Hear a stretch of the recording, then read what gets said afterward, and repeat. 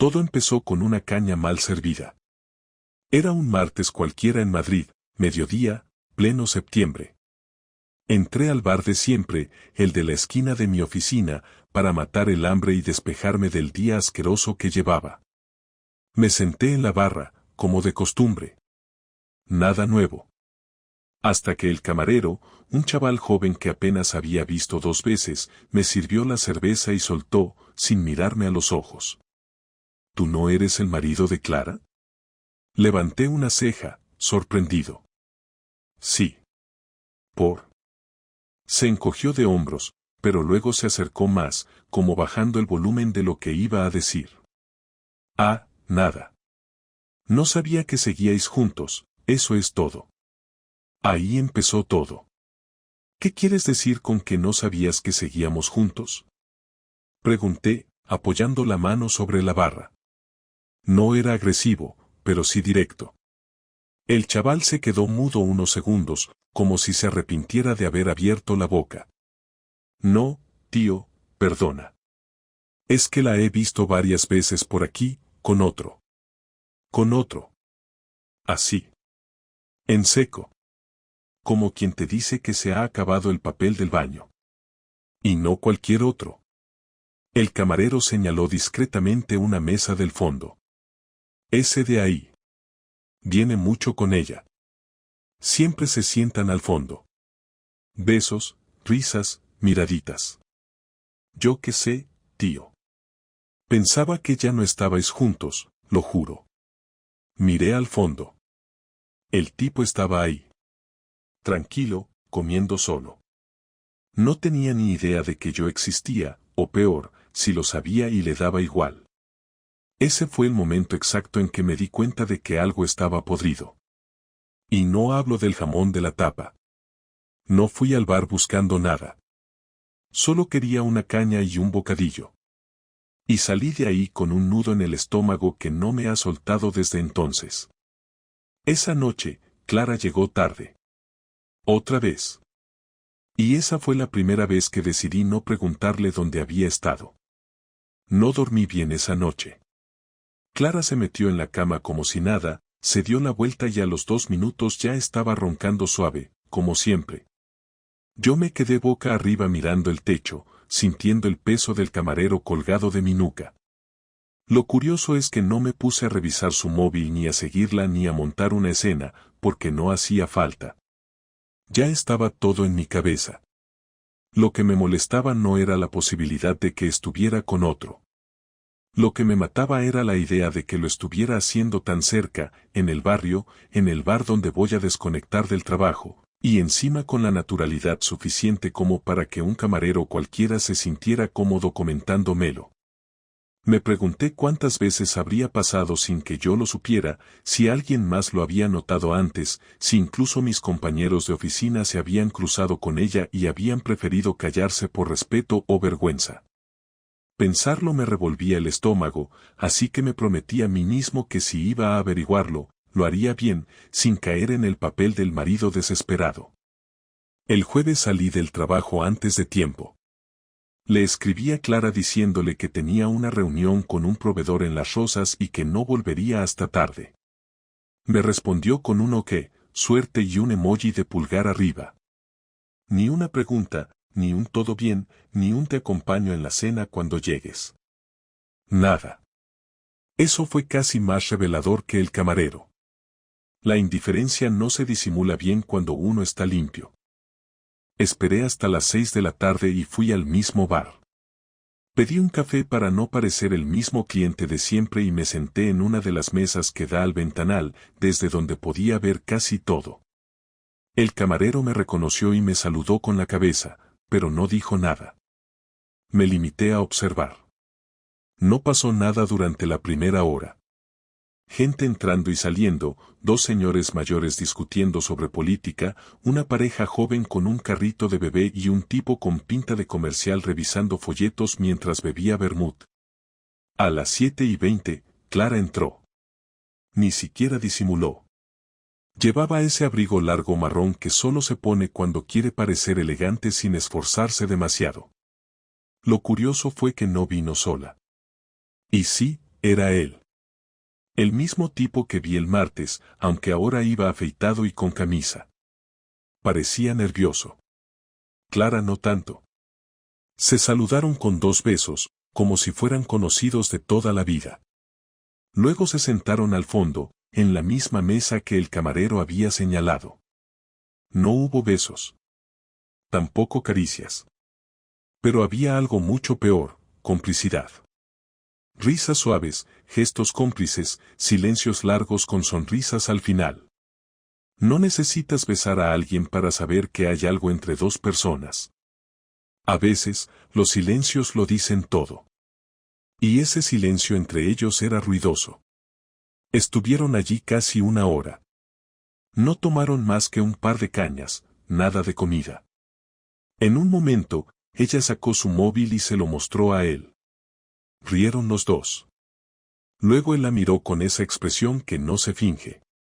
Era deseo, pero no ese deseo carnal inmediato. Era otra cosa. Era esa mirada de alguien que quiere algo más. No supe si sentirme insultado o ridículo, porque ahí estaba yo, mirando a mi mujer coquetear con otro mientras fingía ser un cliente más. Me pregunté si ella sabía que podía pasar esto, que yo podía verla. O si simplemente ya no le importaba. Cuando se fueron, no lo seguí. No lo necesitaba. Ya tenía todo lo que necesitaba saber. No era una sospecha, no era un presentimiento, no era un invento mío. Lo había visto con mis propios ojos, y aunque no tenía pruebas físicas, en mi interior no quedaba ninguna duda.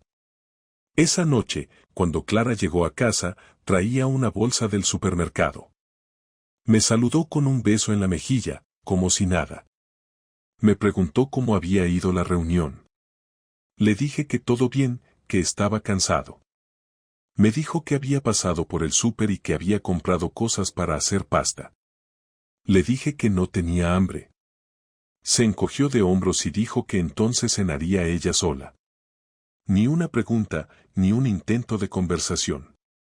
Parecía perfectamente cómoda con el hecho de que su marido la estuviera evitando. Me encerré en el baño, me miré en el espejo y me sentí un idiota. No porque me hubiera engañado, sino porque llevaba meses sintiéndolo y nunca hice nada. Porque dejé que se enfriara todo, porque me acomodé, porque pensé que el amor era resistente por naturaleza. Pero no. El amor también se oxida, y el silencio lo corroe más que los gritos. Pensé en confrontarla esa misma noche. Pensé en gritarle, en preguntarle quién era ese tipo. Pero me contuve. No porque quisiera protegerla. Me contuve porque ahora necesitaba pensar, trazar un plan, decidir qué quería hacer con esta información. No quería una explicación. Quería entender cuánto tiempo llevaba ocurriendo. Quería saber si había empezado como una aventura o si simplemente yo había dejado de contar para ella. Esa era la verdadera pregunta. No con quién me estaba engañando, sino desde cuando yo había dejado de ser su prioridad. Y lo peor de todo es que ni siquiera estaba seguro de querer salvar algo. El sábado por la mañana, Clara se levantó antes que yo, como siempre. Escuché cómo abría la puerta del baño, cómo encendía la ducha, cómo caminaba por el pasillo con esas zapatillas que hacían un sonido suave contra el suelo. Me quedé en la cama sin moverme, mirando el techo, esperando que saliera. No tenía pensado seguir con la rutina como si nada. Ya lo había decidido la noche anterior. No iba a preguntarle, no iba a insinuar, no iba a fingir que no había visto lo que vi. Iba a mirarla a los ojos y decirle lo que sabía. No esperaba una confesión dramática ni lágrimas. Solo quería verla reaccionar, sin escapatoria, sin margen para el teatro. Cuando salió del baño, con el pelo húmedo y la cara recién lavada, me miró con esa expresión neutra que lleva meses perfeccionando. Le dije que necesitábamos hablar. No lo dije en tono amenazante, ni con ira, ni con frialdad. Lo dije como quien anuncia que va a sacar la basura, con la tranquilidad de alguien que ya no espera nada del otro. Ella se quedó quieta, Luego asintió sin decir palabra y se sentó en la silla frente a la mesa del comedor. Yo no me senté. Me apoyé contra la encimera de la cocina, cruzado de brazos, respirando con calma. Estuve en el bar el jueves, dije sin rodeos. Ella bajó la mirada, solo un segundo, y luego volvió a mirarme con una especie de curiosidad defensiva. ¿Y? Preguntó, sin emoción. Te vi entrar con él. Vi cómo se miraban. Vi cómo te reías. Vi cómo le enseñabas algo en el móvil. Vi todo lo que necesitaba ver. No dijo nada. Parpadeó 2 veces, como si estuviera procesando qué parte de su versión debía ajustar. Luego respiró hondo y se inclinó hacia adelante, apoyando los codos sobre la mesa. No tengo por qué darte explicaciones, dijo, casi susurrando, pero con firmeza. Esa respuesta fue lo que me hizo avanzar. No por el contenido, sino por la actitud. No negó nada. No fingió sorpresa. No intentó suavizarlo.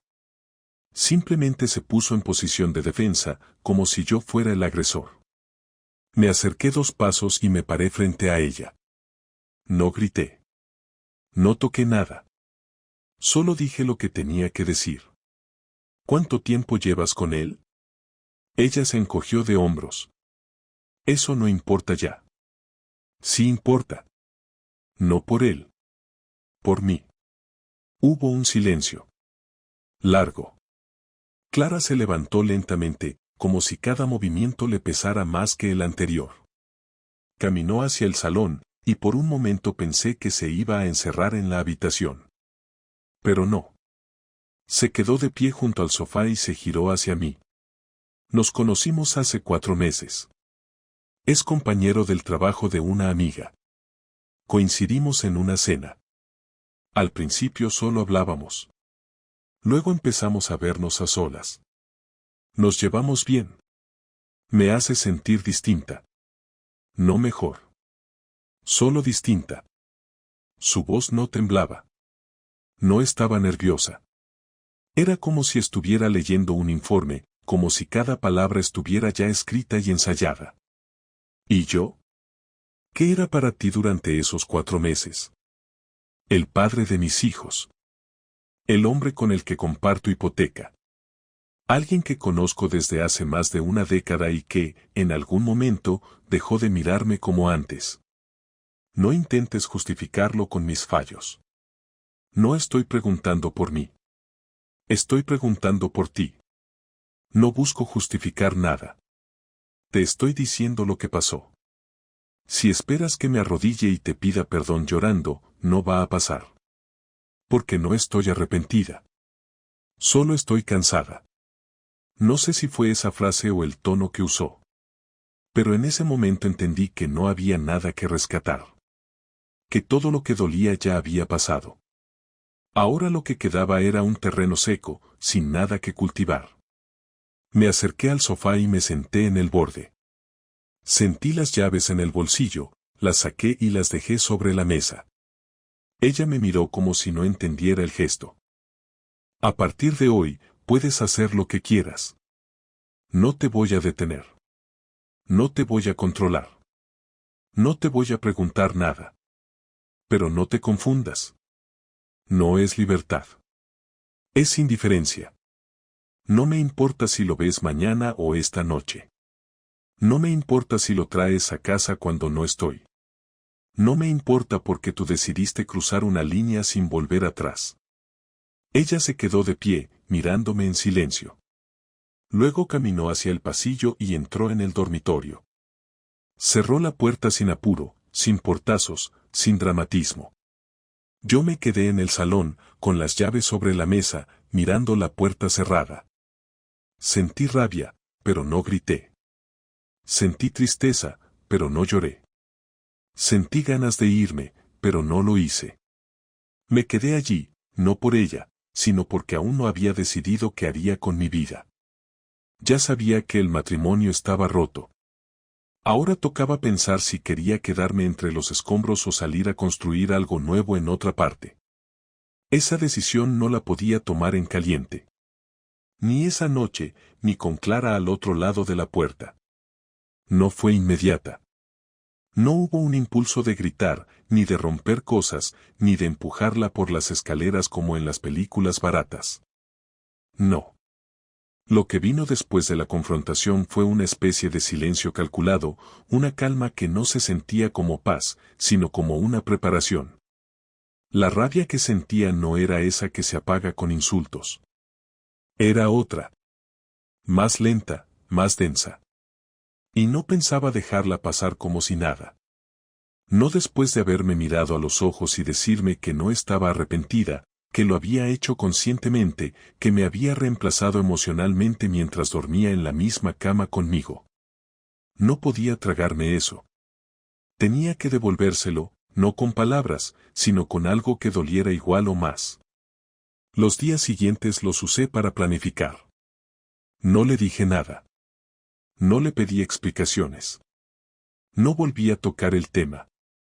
Clara siguió con su rutina, aunque ahora más libre, más suelta, como si el peso de la mentira se le hubiera despegado del cuerpo.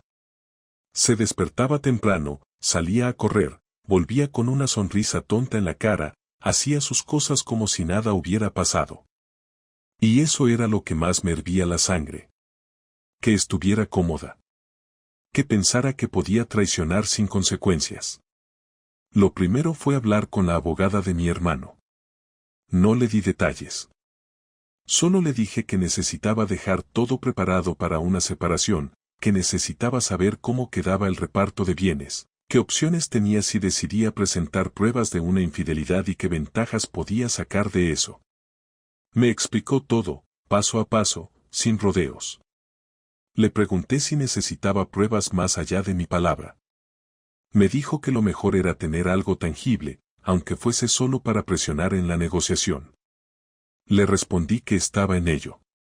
Después, me concentré en el tipo. Quería saber quién era, dónde trabajaba, qué hacía, si tenía pareja, si tenía algo que perder.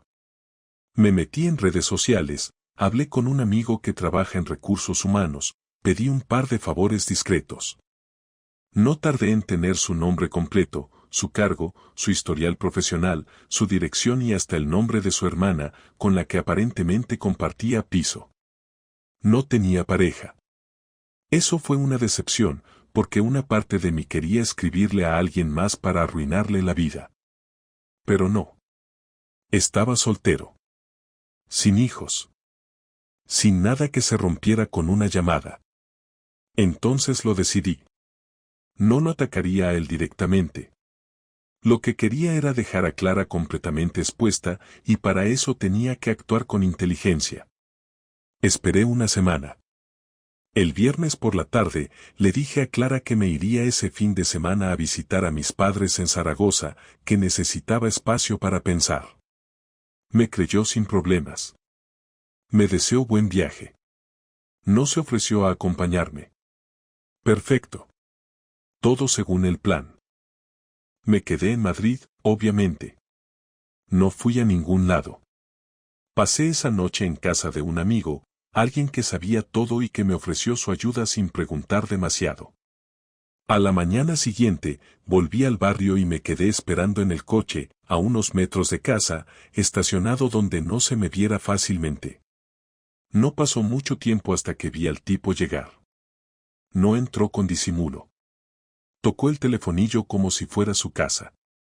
Clara salió a recibirlo con ropa de andar por casa, le dio un beso en la mejilla y entraron juntos.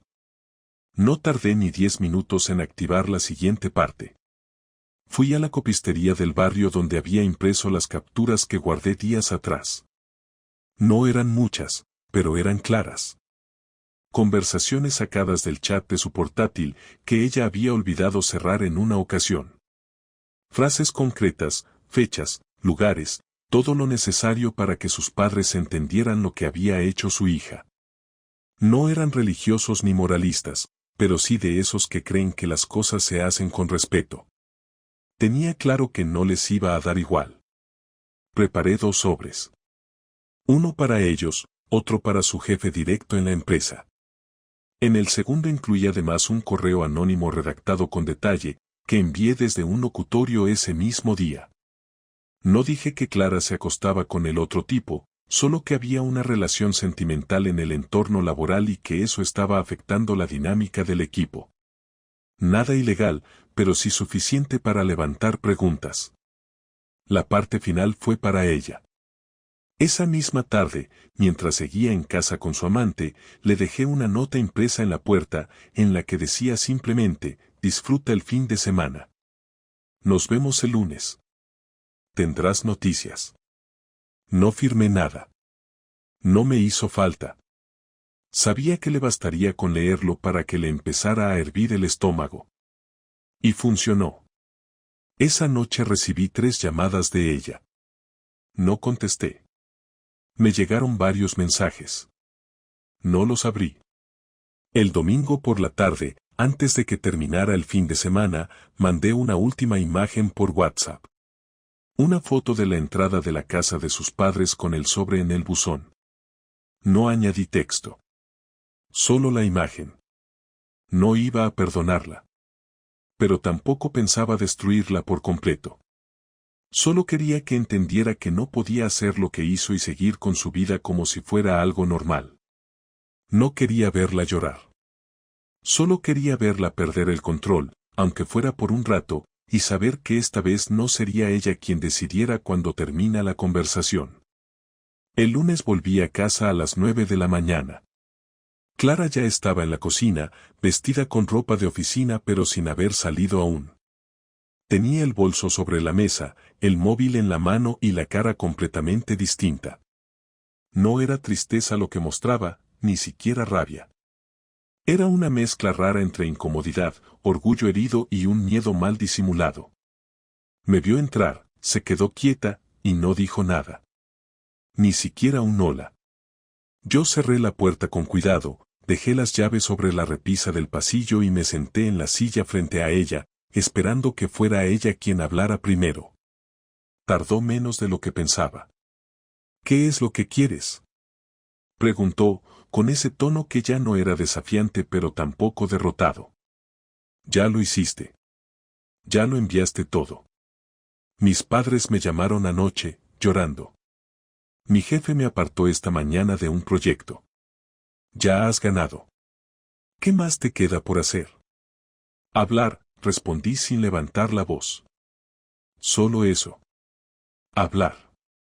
¿Hablar de qué? ¿Ahora quieres cerrar con una charla bonita para sentirte superior? ¿O vienes a echarme en cara cada cosa que hice? No. Solo quiero que me respondas con la verdad. Sin rodeos, sin escudos. Ya no estamos en guerra, Clara. Ya perdiste, como yo perdí antes. Ahora queda solo esto, 2 personas que ya no se aman, que ya no se respetan, y que tienen que decidir qué carajo van a hacer con lo que queda. Clara se frotó la frente con la mano derecha. Respiró profundo.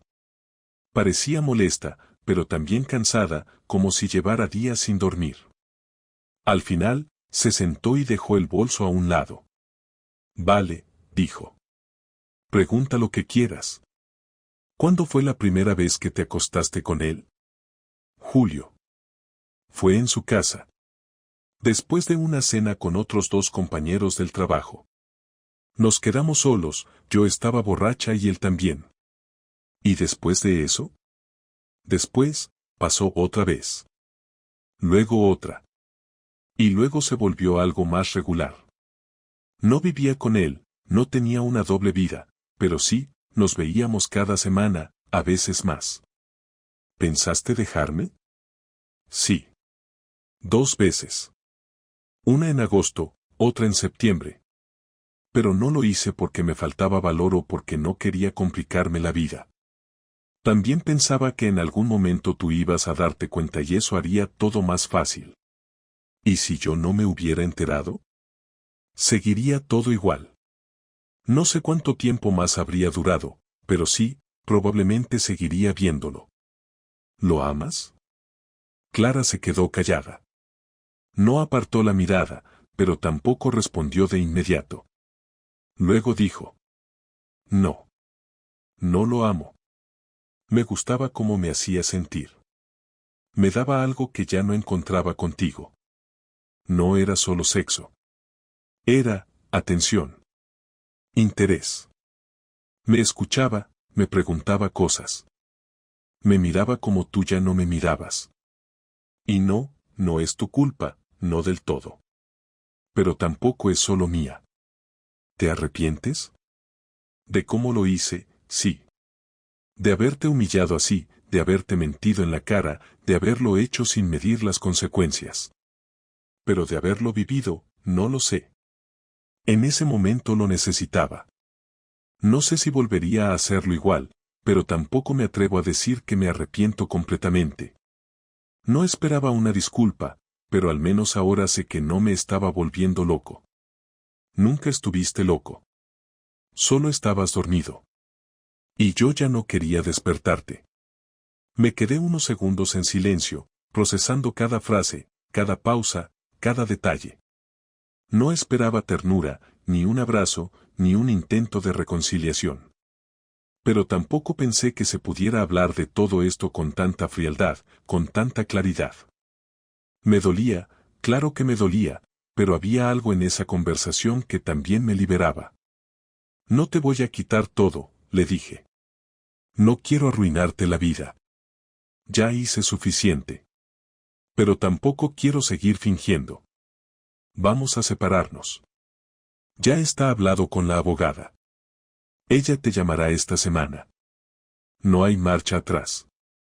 Lo imaginaba, contestó, bajando la mirada por primera vez. ¿Y los papeles? Están casi listos.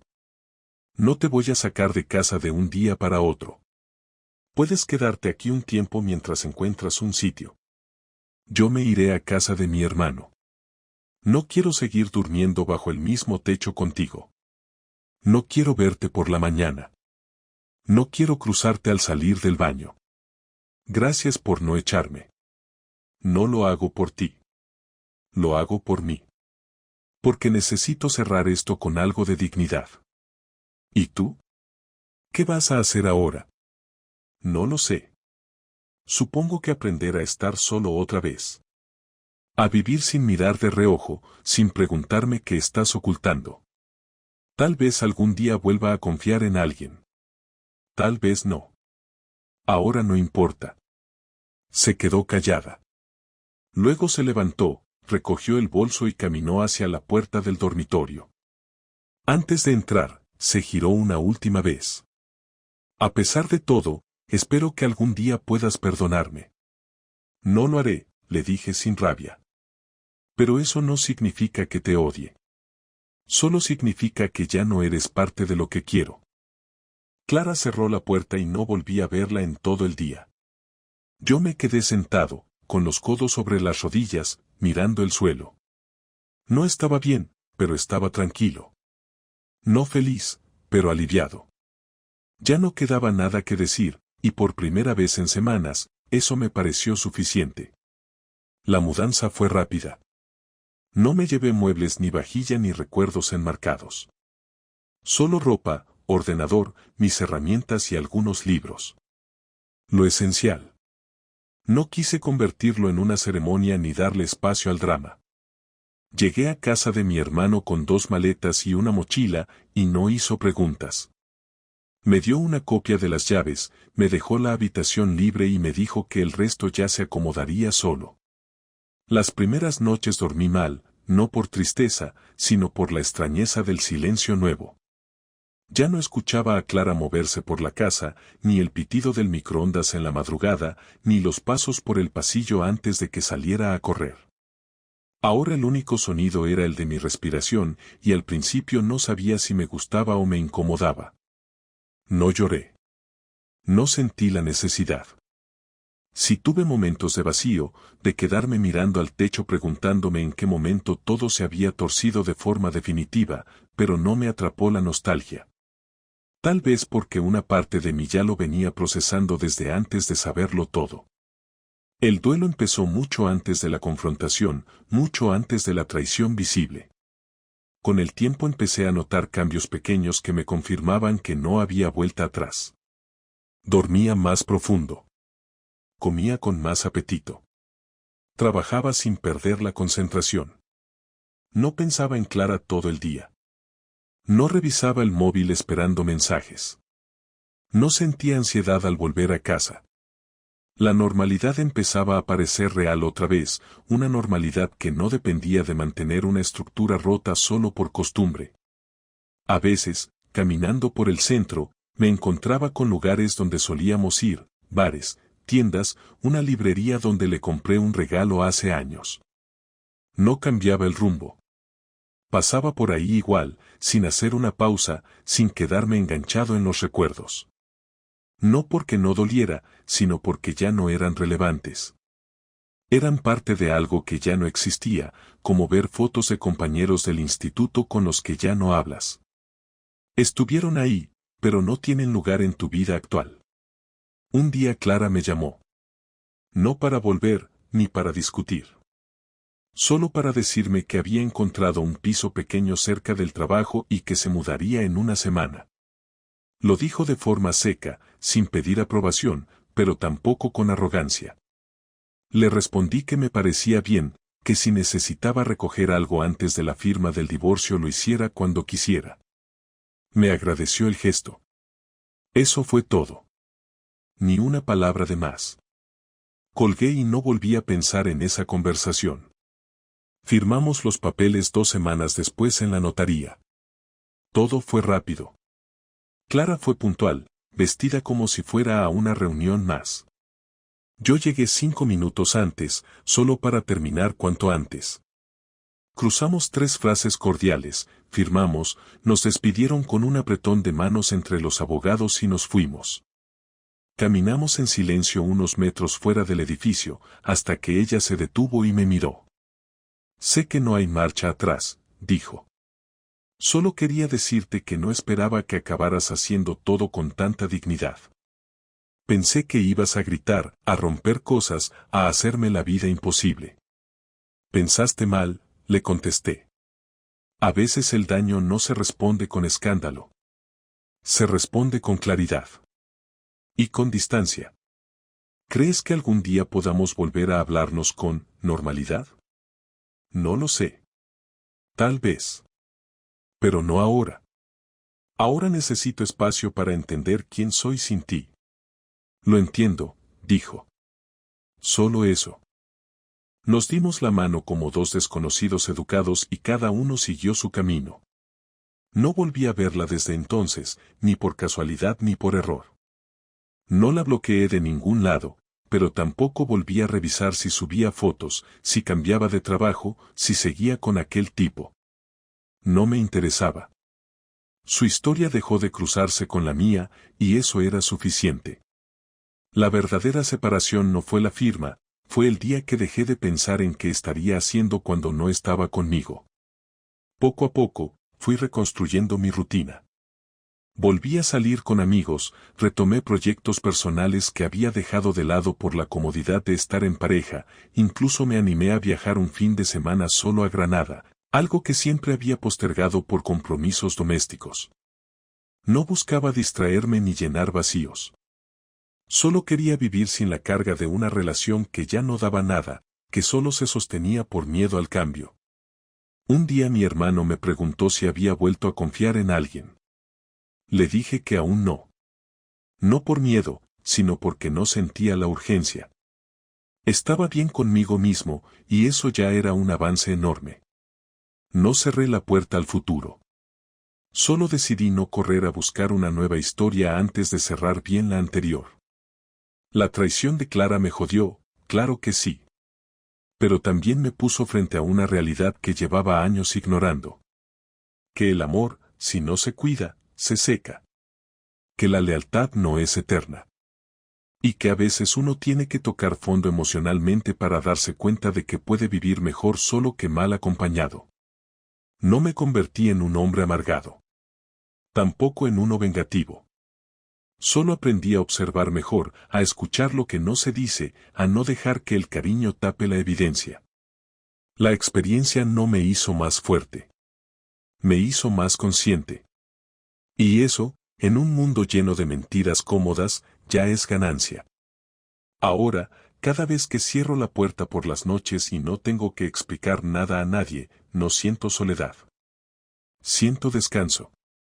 Y eso, después de todo, vale más que cualquier promesa de amor eterno.